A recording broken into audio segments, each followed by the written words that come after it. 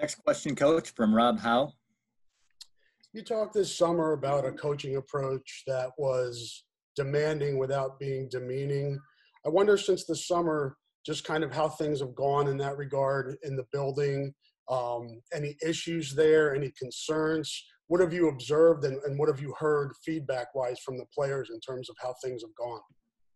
Yeah, I can only answer to the what you just mentioned, the feedback part. It's been positive. I check with the leadership group weekly, just about issues, things that we need to be aware of, things we need to address, et cetera. And everything's been very, very positive. And I think you're seeing that with the way the guys are playing on Saturdays. That's your window. The media interviews you have on Tuesday, and then what you see of them on Saturdays and talk to them after the games. To me, that usually is probably the best window you have. And seems like things are going pretty smoothly. It certainly isn't perfect. Nothing's perfect, but I think we're being diligent in our regards. Everybody involved that's working with our players, and I think we're all, aware of what we've been through over the last 6-8 months, whatever it may be, and I think everybody's doing a good job putting a good foot forward. So, as far as I know, everything's going well. How challenging is the balance to be demanding without being demeaning? I don't think it's all that tough, me personally. And it's like anything in life. Most of us have stepped over lines, in anything we do. Typically, I'm guessing. I'm just guessing, or it's a relationship with your wife, or you say something to one of your kids out of anger, whatever. I really think the key point is if you do step over the line, you circle back and make amends. Just say, that was an emotional thing I just said. I didn't mean that, et cetera. Here's what I was trying to get across. And it's not like that happens all the time, but if it does, you just try to, address it in that way. And, it's kind of what I've tried to do throughout my entire career. And, first thing you want to do is not step over that line. But if you do, you acknowledge it, correct it, and don't repeat it. I mean, it's a pretty simple policy, but, I don't think anybody feels like they're on eggshells or anything like that. We're just coaching football, enjoying our players, and we got a really good group of guys to work with. I think while you were talking, Julius Brents made it official or announced on Twitter that he was transferring.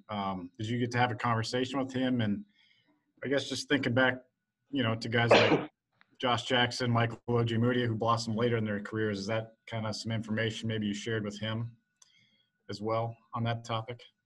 Yeah, those are two good illustrations. Not good, great illustrations. And as far as I know, Mike is still starting for the Broncos, and so he's clearly playing his best football, probably after he left college, but last year was his best year as a Hawkeye.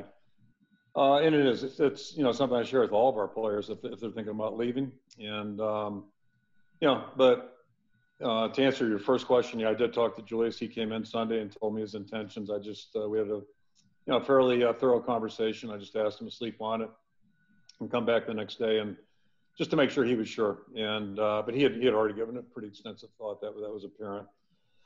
Excuse me. So, long story short, I'm a little perplexed by his reasoning, and to your point, the timing's a little bit interesting, but also that being said, I really respect his honesty and his courage, because that's how he's feeling right now, and he's going to follow his heart. So I just wish him nothing but the best. I have great respect for Julius. He's a tremendous young person, a really good guy, a good guy to have on our team, and he was playing really well in special teams for us. And as you know, that's usually the first step before a guy goes out in the field and competes really well. So, wherever he chooses to go, I know he'll do a good job. He's a first-class guy. And but it's just kind of interesting right now. Ball's been experiencing this for quite some time, but somebody just told me, they were talking earlier, I think it's, I got it written down here, it's been 121 players have entered the portal in the last 8 days, 31 alone yesterday. So, that phenomenon has come to our sport. And when they do make the 1 year or the first time, transfer, a free transfer, I guess that's going to become official here pretty soon. We'll probably see those numbers go up. So it's going to be one more thing we have to deal with and manage, and we'll just keep pushing forward. Do you feel, in relation to Rob's question, do you feel confident that the 5 transfers you've had so far are outside the racial disparities conversation? Yeah, all I can do is share with you the conversations I had with them, and I'm not going to go into the full extent. But that's one of the questions I asked each and every one guy. Did you feel like, you weren't being treated fairly, et cetera?